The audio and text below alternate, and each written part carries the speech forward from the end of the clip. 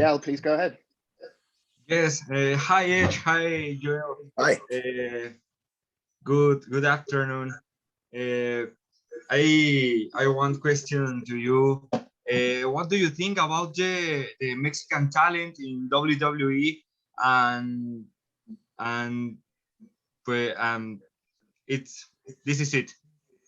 Oh, I mean, I have always loved Lucha Libre and the lore behind it, and the mythology of the mask and what it means to the culture. And I've always been fascinated, just absolutely fascinated by it, you know, from Santos on through to, you know, Rey Mysterio and Kalisto, and just a lot of really, really great talent. You know, to me, Rey Mysterio is the ultimate example of how you can incorporate a Lucha Libre style into working wherever you wrestle. And he's an absolute legend. He's a living legend. And I don't throw that term around lightly. He really is. And yeah, so I've always had a soft spot in my heart for Lucha Libre. Let's come next to Enrique at Build in Germany. Hey, Edge. Thanks for your time. So WrestleMania isn't just something special for the fans. So why is this the best day for you as well, for the superstars? So what makes this event so special for the talents? I think it's just the culmination of a lot of hard work. And it feels like it all kind of, this is the pinnacle of that. And when you first get into this industry and this business and decide you want to be a wrestler, I think most people will say the goal is to be at WrestleMania and to perform at WrestleMania, because at WrestleMania, you have all of those memories over the years. And I think also this year, it's even more special just because we're starting to get an audience back.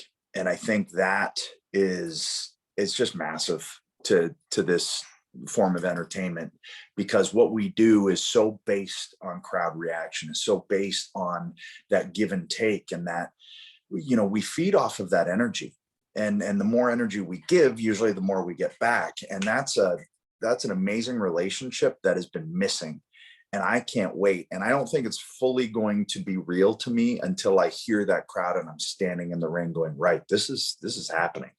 So I think that's why this one in particular, you know, we're finding our steps forward into, you know, life again. We'll come next to Carlos Gasco in Spain.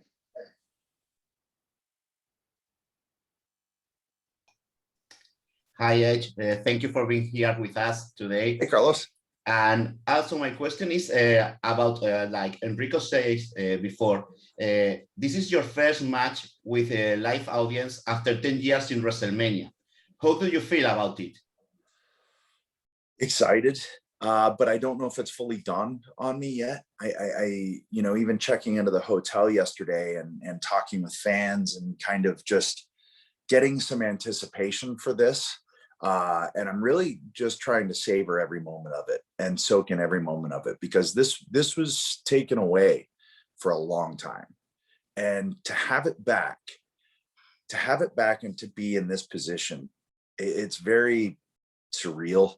So I'm still kind of pinching myself. But I also understand I'm at a point in my life where I'm going to enjoy every second of this.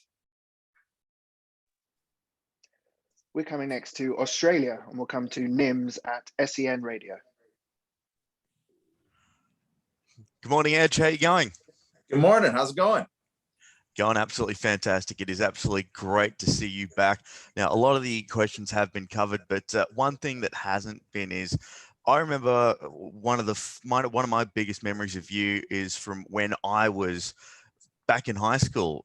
You came to the Global Warning Tour in Australia. I remember you climbing some scaffolding, and it was just so good. It was such an awesome memory.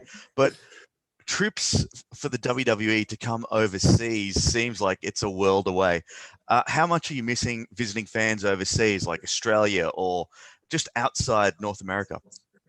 All fans at this point, until we get them back. I'm missing them all. But what I appreciate about any kind of culture you go to, the crowds always react differently. So you will get a completely different reaction in Canada than you will to the US, even just from that border, let alone when we go to Australia, let alone when we go to New Zealand, let alone when we go to Peru, to Chile, to all of these different places. That to me was always an amazingly fun aspect, because you would get there and go, okay, how are they going to react tonight? Like, how I forget. And for me, I've totally forgotten, like, okay, well, we go here and they react this way. But I think that's going to be even amplified more so once borders open and once we get back to some sense of normalcy. But just to have interaction with our fans again, I think wrestling and sports entertainment is so dependent on that. You know, right now it feels honestly like we're making a movie, or we're making a TV show, in terms of like we're on a set and there's no feedback, and you go, okay, my gut compass tells me I think that was pretty good, but you don't get that instant gratification, that immediate feedback to go, okay, this is working. And I can't wait for that again. Well, oh, Nims, I lost you. We're going to come next to Axel Lefebvre in France. Hi again, Hedge. Hey! You came out of retirement in 2020 for an incredible return at the Rumble. So my question is the following. If you can choose one legend and get her out of retirement for a one-on-one match with the place and stipulation you want, who do you pick and why? Bret Hart, an Iron Man match in Toronto. Wow. Calgary could be a runner-up as the place for it to happen. But I've had the pleasure of getting in with a lot of people that I grew up watching, and a lot of people that really influenced me getting into wrestling, and then it influenced my style once I was in wrestling. And I've had the opportunity to wrestle against Shawn Michaels, to wrestle against Ric Flair, against The Undertaker, to team with Hulk Hogan, to wrestle Jerry Lawler, Terry Funk, the Bad News Brown, Rick Martel, like all of these names that I never thought I'd get a chance to. But Bret was a name that I never got the opportunity in front of an audience. Now, him and I wrestled once and hit at his house, in a ring in his house, but no one ever saw it. And just in that time, I went, oh man, to wrestle Bret Hart, who was such a massive influence on how I look at the storytelling of wrestling matches. That would be my dream match. We'll come next to Alex McCarthy at TalkSport in the UK. Hey, Edge. Hi, how are Hey, you? man. What a delight. Never thought I'd get the chance, and here we are. What a great opening salvo. I like that. Yeah, straight at you. Speaking of which, I was there, man, in Houston when you came back, and it was incredible stuff. We had you then, obviously, onto WrestleMania, Backlash, and then the injury happened, right? So that sucked, obviously. There it is. There's the new scar. Ooh, there she is. But so heading into that, you obviously were 2 matches in with Randy Orton, right? And things have changed now, though. A lot of us imagined you might pick things back up with Randy on a big stage. We know you blew it off on Raw, and now you won the Rumble, heading to WrestleMania. Talk to me about how much injuries, that injury in particular, changed your direction in WWE, because now we're seeing you a lot more often too. Yeah, it seemed to change everything. My mind, I still thought me and Randy at WrestleMania, me and Randy at WrestleMania, me and Randy at WrestleMania. And that's what my working plan was the whole time, until I was told that it wasn't the company's plan. And I went, oh, okay, well, but we got to see this trilogy through. Like we need to do this. And I was pretty disappointed. I really wanted to I just felt like the story deserved that. So when I found out that wasn't on the docket anymore, I was like, okay, well, so then what? and it's worked out the way it has, which is obviously very exciting.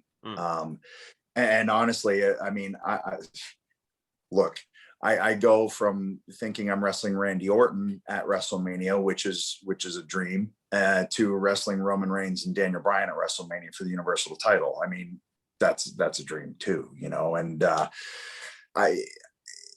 but all the courses changed, and that's just what happens sometimes. And you have to be adaptable, and you have to, as much as I get an idea in my head and I like, well, we got to see this through, I have to understand that there's more to it, and there's multiple characters, and it's like a chessboard. So you got to go, okay, where can we best place this character and this character and this character and this character to make the totality of the card something that hopefully you know, our fan base is happy with.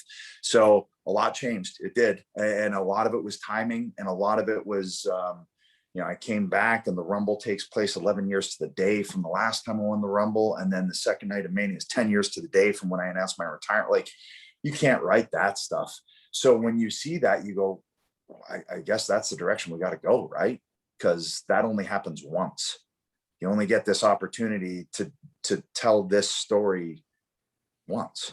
And so I think that's a really fun aspect, let alone the aspect of, like, you got 3 guys in the main event that have been either, you know, told they got to go home or they got to quit doing this. And yet here we are. So awesome. It's pretty crazy. Thank you so much, man. Thanks. We're going to come next to Jonathan Romero at Mundo Deportivo in Spain. Ed, how are you doing? How are you? I'm so glad. I'm so humbled to talk to you. We all know that you have a tough match this Sunday against Daniel Bryan, Roman Reigns. But I have a question for you. If you could draw one positive aspect of each of your opponents, what would it be? I mean, there's a lot of positive aspects to both. I don't think you get to the main event of WrestleMania unless you have a whole lot of positive aspects. I think, you know, starting with Daniel Bryan, you got a guy who is, I mean, if you really look up the you know, just not quitting and against all odds, you know, really doing this thing at an elite level, when I'm sure he was told no a lot over the years, you know. So just that mentality, and then also what he brings from a style perspective, like he brings a lot of different grappling and a lot of different submission holds that I personally love, and I never really tapped into beforehand in the incarnation of Edge. With this incarnation of Edge, I really do want to use a lot of those things. So he's a great opponent for me to test out this version of Edge. So that's super exciting. Roman Reigns is a guy that I have watched since he started, and I was like, okay, that guy, you know, if he's going to tap into it, he's going to figure it out, and eventually the chains will get taken off and he's just going to blow the doors off. And I think that's what we're seeing right now. We're seeing a guy who has a full grasp of his character, who is he's a great performer who thinks and can think on his feet and has found his voice. And that's super exciting, because I was there on the ground floor of John Cena figuring all of those things out. And now I feel like I'm here, you know, in the midst of Roman figuring those things out. So I find myself in this situation almost again. I'm going, damn, man, I keep running into these guys at the right time, although from a character perspective, maybe the wrong time.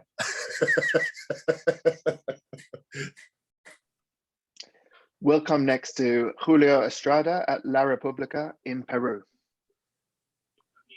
Yes. Hi, Ed. How are you? Can you hear me? I can hear you. Oh, all right. Well, my question is, we've all been very involved in your story, right? Winning the Royal Rumble, I think, was a great way to start the WrestleMania journey. But what I want to know is, if the adding of Daniel Bryan, how did you take it? Because I don't know if you know this, but there's been 10 times that the winner of Royal Rumble doesn't challenge the champion one-on-one. So the adding of another wrestler, because I know winning the Royal Rumble is tough, but adding another wrestler, I don't know if it got maybe some upset, or maybe how did you take to another wrestler coming in the match that you earned in Royal Rumble? And also Edge, I cannot miss the opportunity if you can say hello to your Peruvian fans. You have a lot of fans here. We all remember your 2009 visit, and I know they will appreciate it. Thank you. Well, hello, Peru. So I'll start off with that, and hope to see everybody down there again at some point. In terms of it becoming a triple threat, it kind of goes back to some of the comments I made to someone earlier, in that you look at the WWE as a chessboard, and where do all of these pieces fit best? And that's an ever-shifting thing. You know, I've learned that your match isn't the match you think it is until you're in the ring and the bell rings. And then you go, okay, I guess, yep, it's a singles match. Oh, it's triple threat. Like you don't fully know until it's happening, until that bell rings, that it is going to be the match that you thought it would be. I think, you know, anytime you're a performer, you really just want to be able to go out and put on the best possible match. And whatever scenario that is, whether it's a triple threat, whether it's a singles match, it truly doesn't matter. Triple threats are a little more difficult though, just because there's a lot more thinking that needs to go into them, and a different kind of pacing and a different kind of mentality that you don't have in a singles match. So if anything, it just shifted, going, okay, right, this isn't a singles now, this is this. So I got to come at it from a different angle. Let's come next to Bernard over in France at Wii Sport. Hi, Edge. I have a question about your return. Were you afraid to fail your return with the crisis of COVID? The absence of the public, your triceps injury. Did you add any doubts in the recent months to not making the return you hope? No, I think, you know, injuries, that I'm used to those.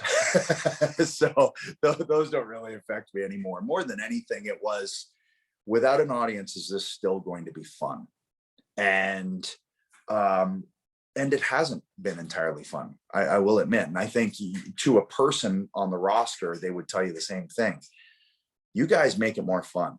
You know, the audience makes it more fun. It just is. And our industry is so dependent on the people, and we've made do, I guess, is how you would look at it, and tried to continue to see this, you know, thing forward. But getting people back is going to be monumental. You know, little by little, just getting back our audience will be massive, and that will bring the fun elements of it back. Now, don't get me wrong, it's still a creative outlet, it's still a creative space. So in terms of that, it's still enjoyable, but it's just, there's no way for it to be as enjoyable without our audience. It just isn't. And so I think in terms of the comeback, that's one thing that you can't control. And I mean, listen, would I prefer to have an audience for my entire, you know, this incarnation of Edge? Absolutely. But I also understand that there's a lot bigger things going on than me being satisfied with my wrestling comeback. And I'm focusing on all the positives that are there. I got that Royal Rumble moment. Are you kidding me? Like, if there was nothing else, I got that. That is insane. That is, you know, I'll never forget that. You know, coming back at Mania this year and getting a portion of our audience back, that's going to be insane. So I'm swimming in the positives of it instead of focusing on the negatives. We're going to come next to India, and we'll take a question from AJ Singh.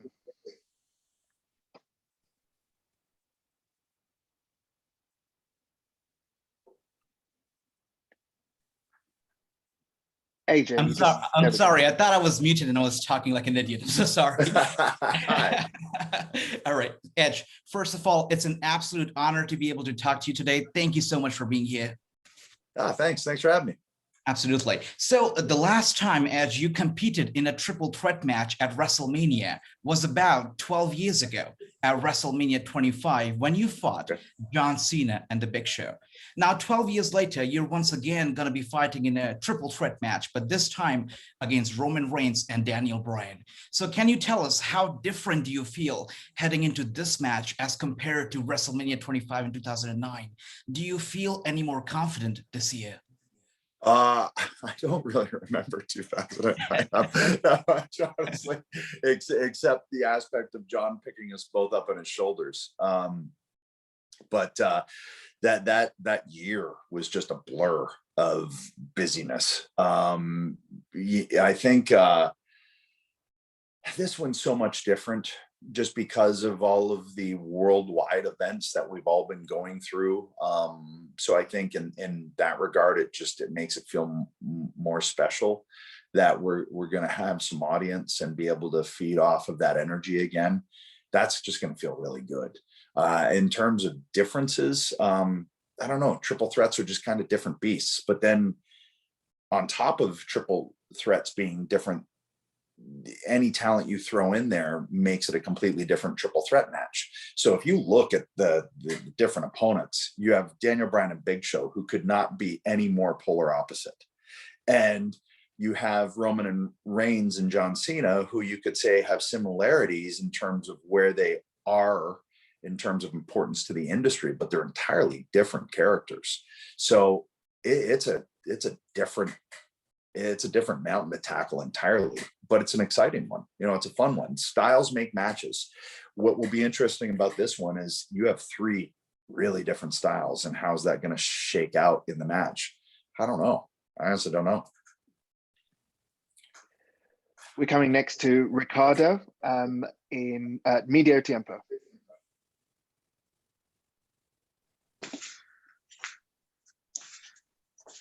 Hey, Edge. Hello. How are you? Greetings from Mexico. How you doing? I'm good. How are you? Doing good, man. Thank you very much. As you can see right behind me, there is a poster of Muhammad Ali with his legendary phrase of "impossible is nothing." How much does that phrase kind of defines you after all you've been through, your retirement, coming back, being at the main event of WrestleMania years back to back? How much does this phrase represent you? Ali's great for he's an amazing ocean of quotes to pull from in terms of that kind of mentality. Because I'm a firm believer in that if you visualize it, you can manifest it. And that takes a mindset, that takes a mindset that then kind of colors every aspect of your life. So if you truly want something, I believe you can get it, but you're really going to have to put in some elbow grease, and you're really going to have to work hard toward it. And generally speaking, anything that's worthwhile will be so enjoyable because you got to put that work in. And I just feel like a lot of times we put limits on ourselves. And if we just stop thinking about what we can't do and changing it to what we can, it's just a simple, you're dropping one letter, but that one letter makes all the difference in the world.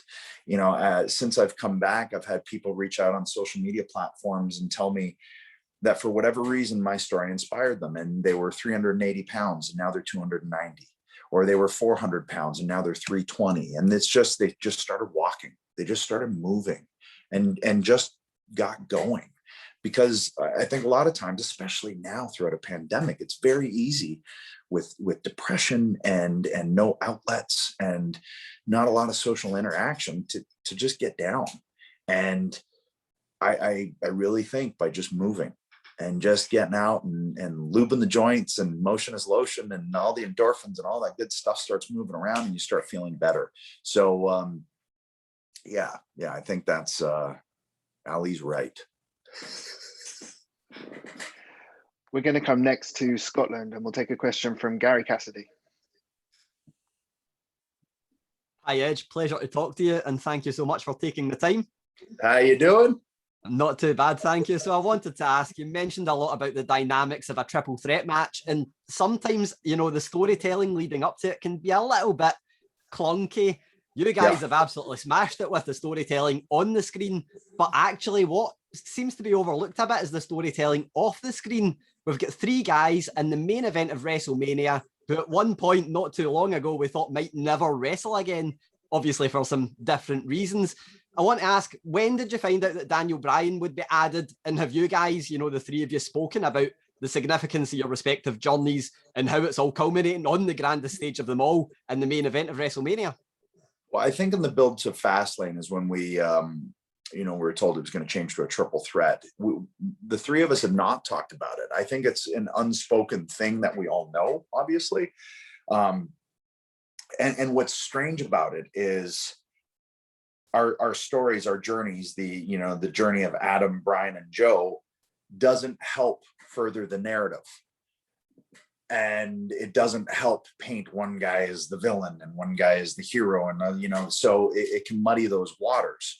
All of that being said, if you look at our 3 stories outside of the characters, I think those stories help you invest in the characters more, because you know what these 3 men have fought and clawed and scratched and, you know, to get back this thing that, you know, at all 3, you know, separate journeys, I think probably thought, well, that this might be it, or this is it.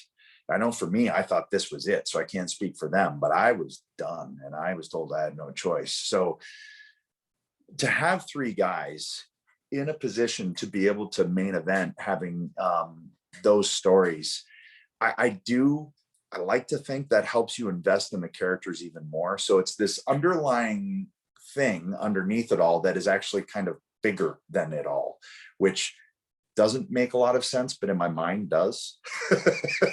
So, and I think that's helped with the build, because there's a lot of real involved. There's a lot of truth involved. And in order for a storyline to fire on all cylinders, it's going to have some truthful aspects to it, for the performers to be able to pull it off, and for the performers to have it feel genuine to the audience. You know, I think when you see an Edge promo, you go, man, a lot of what he's saying, that dude feels. And not only does Edge feel it, but Adam feels it. And I think that is a difference maker. And with these 3 guys, that's a pretty easy thing to tap into. We're going to come next to Alistair McGeorge at Metro. Hey man, how's it going? How are you? Yeah, not too bad, thanks. You doing okay? Doing good. No complaints. Good. So last time we spoke on one of these calls, you kind of told me that an Edge and Christian reunion was something that needed to happen with both of you back and ready to go. Obviously, there are some logistical issues there now, we'll say. But do you still see it as like a way for it to happen? And is there still a desire for both of you to do it before you do eventually call it a day?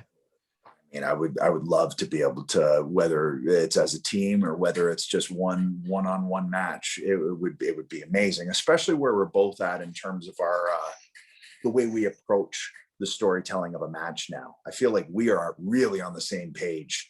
You know, since I've watched his stuff since he's been back, I'm like, oh my gosh, the stuff we would do now, it would be so different too. I don't know if it ever happens. I really don't. I don't know. I think possibly that ship has sailed, but we had that moment at the Royal Rumble, and I have to look at the things that you do have, not what the what ifs, right? And we got that moment, and we both got this thing back that we were told we'd never have again. And now we both have an opportunity to try and tie this in a bow that we never got a chance to before. It was hanging threads before, right? Now we can tie it in a bow, and at the end of this go, all right, job well done. And if that's not together, not a lot you can do, right? At the end of the day, I just want him to be happy and to be respected where he's plying his trade, as respected as he is in the locker room. We've got time for a couple of final questions. So we'll come first to Razine Gutta in South Africa. Hi, Edge. I'm sure you're buzzing big weekend. I just wanted to go away a little bit from your match because everyone's really excited about that, including myself. But I wanted to ask you, it's the first time some big legends like The Undertaker, John Cena, Shawn Michaels, Triple H, they're not going to be at WrestleMania this year.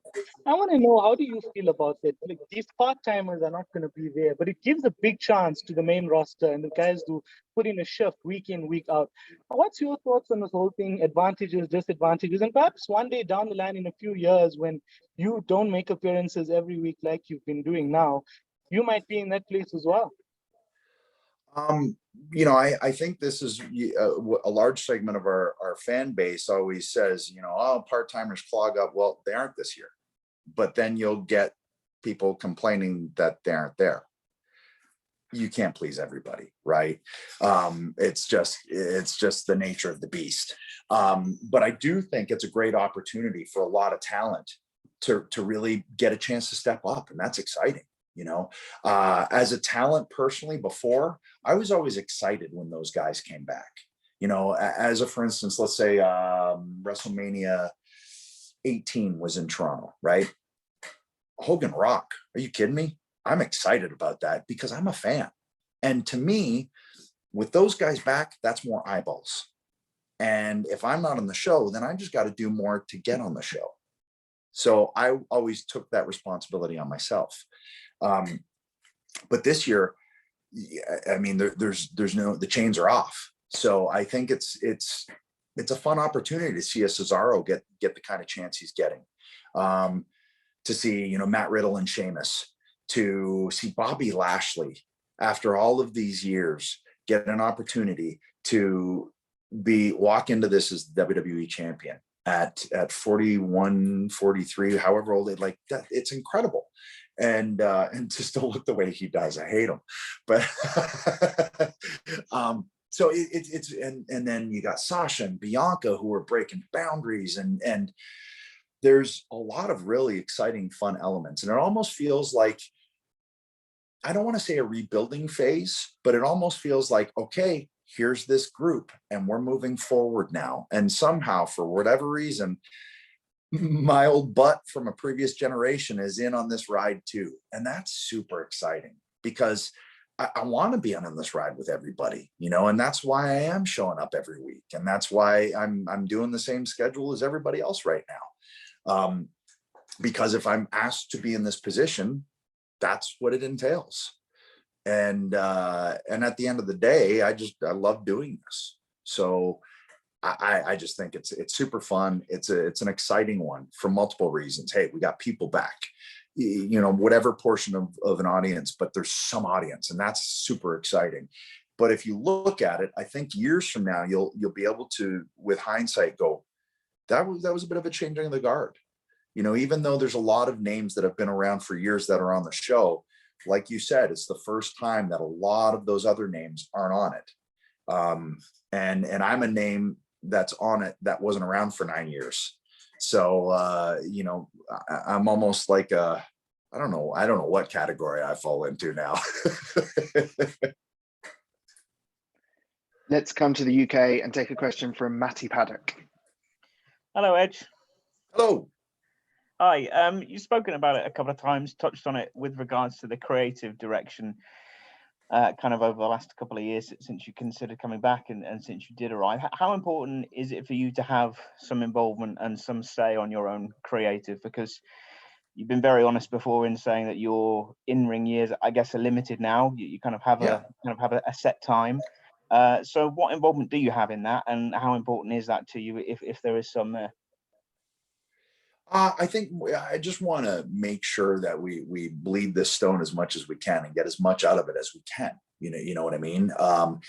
It's not even so much in terms of like the storylines or anything like that. For me, it's more the promos. I write my promos, and I'm very, very hands-on with those, because to me, I got to feel it. And if someone else writes it and I'm just reciting it, I can't feel it. And this is a different thing than it is to be on a TV or a movie set. You got a script, and it has to follow multiple narratives and all of those things. Wrestling is different in that regard, because you've played this one character for, 20 years. And no one's going to know that character more than you, because you've had to live in that skin for that amount of time. So that's one thing that I've really enjoyed, you know, because I love writing. I love reading. So I take little excerpts and bits and bobs here and there. Like I read 72 books last year. I'm constantly, there's stories going on in my head. So I try to think, okay, well, what aspect of a story could I latch onto here? And what truths could I bring into a promo that I can latch onto to really try and make this feel genuine? And I tried to, I think maybe learn that in this 9 years of acting, where if I'm playing a maniacal Viking who beheads people and puts their heads on poles, right? How can I relate to this guy? And I had to find the things that I related to. And the reason that he tipped into this place of insanity, well, his pregnant daughter was murdered. Okay, yeah, I can understand what a father would do in that situation. So then it became easy to validate all of these horrible actions. It's the same within a wrestling context, is you have to find something that Adam can relate to so that Edge can pull these things off and hopefully make it something that an audience wants to see, or an audience goes, whoa, okay, that feels different. Whether it's the delivery, whether it's the cadence or the intensity, or, you know, whatever. Like sometimes in a promo, I get worked up, my face goes beet red and I'm feeling it. I am in the zone, and those are the good ones, you know? And so for me, more so than creative directions or who I'm going to angle with, I just want to wrestle everybody. So send me whatever direction you want, I'm there. But the promos, I like to really be super hands-on with that stuff. We're going to take one final question from Kenny McIntosh. Oh, hey, boy. How's it going? Oh boy, did we have to end with this? Save the best till last. How are you? Are we? By the way, come on. I mean, that's embarrassing because I now look like I'm copying you. Right? Anyway, oh god. Okay, professional. How's Hulk, by the way? He's good. He's good. He's stayed away. He's not tripped over a wire, so we're in good shape. Listen, I want to ask you, what a difference a year makes, right? Because last year you were in the best built program for WrestleMania, you and Orton, and then you know, without a crowd, you kind of had to roll with the punches the way that it was. But you were the returning hero, and now here we are a year later. You're going to have the big crowd again, but there's more of a villain tendency to you this year with Daniel Bryan involved. Can you talk a little bit about the idea of how that part of it's changed from last year and how you kind of deal with that, given that you're so hands-on? I think it was, you know, when you find out it's triple threat, you go, okay, right. We both can't play the underdog hero who's trying to, you know, that Rocky vibe. We can't both pull that off. And if you look at the both of us, well, that's Bryan. You know, that's his thing. Like nobody does that better than him. And I'd like to think that if I can come at it and get a little bit of that rated R vibe back, that gives me an edge that I think our audience was ready to see. I think they were past, and here's what's difficult because we don't have the audience to really fully know. But I think they were past this veteran who's coming back. Can he do it? He's questioning all of these things. They saw that with Randy and it worked there. I thought it could continue to work, but then I started to feel that it wasn't. And then when you throw Bryan into the mix, you realize, okay, well, he's going to corner that market. Roman is cornering his market. I got to find the direction to come from here. And to me, it's neither heel nor babyface. It's not hero. It's not villain. It's Edge. And Edge wants back what he never lost. And the character of Edge was always driven by the championship. Nothing else. It was so simple. Edge wants the title. That's it. Doesn't matter who has it. Doesn't matter. It could have been Batista. It could have been, JBL. That's what Edge wants. And that kind of makes things easier because it's a really simple root point to come from. It makes I guess it makes the incentive for the character. It's that, and it doesn't matter who's in the way. And with that, though, you can bring in these, you know, intense intangibles, and like, no matter who gets in your way, it's kind of like, I remember watching Jake the Snake and Macho Man on Saturday Night's Main Event. They were both bad guys. And I was watching that going, oh man. And they were just trying to out-cheat each other. And I think back to, like, there was a point where Randy and I were both heels, and we had a match where we were just trying to outdo the other with these heinous things. I think that's where Edge is living right now. And that's really fun because it leaves a lot of directions to go to. You could go to me and Seth Rollins, or you could go to me and Shinsuke, or you could go to, hey, want to throw me over to Raw? Yeah, I'll go after Drew. Or maybe there's so many different directions to go. I've always been a fan of the black hat, white hat, but I think now it's so much different. And that really is just, it's Edge now. And that I don't think I need to worry about the handle of bad guy, good guy. It's just is Edge. And that's kind of freeing in a way. Well, good luck on Sunday. I can't wait to see it. Thanks, buddy. Good to see you. You too. Thank you all so much for your questions. Really great questions as well. We'll leave things, Edge, with you. You know, a big weekend coming up. What should we all really be looking forward to about WrestleMania 37? Yeah, seeing a damn crowd again, you know, and hearing and feeling, and I think also seeing, hearing, feeling our reaction to that. I think to a person, anyone who got into this business got into it because of that interplay between audience and performer that you truly don't get except maybe outside of a really good concert, or maybe theater, but even more so with this. I think you're going to see a lot of very excited performers, and I hope that you see a very excited, ravenous crowd that will, it's a give and take, man. The more we give you, the more we get back, hopefully. And I have a feeling that's going to be the case. And I'm going to go Saturday night just so I can hear it, get the goosebumps, and realize what's in store for me the following night. And hopefully that makes for a very enjoyable viewing experience for everyone.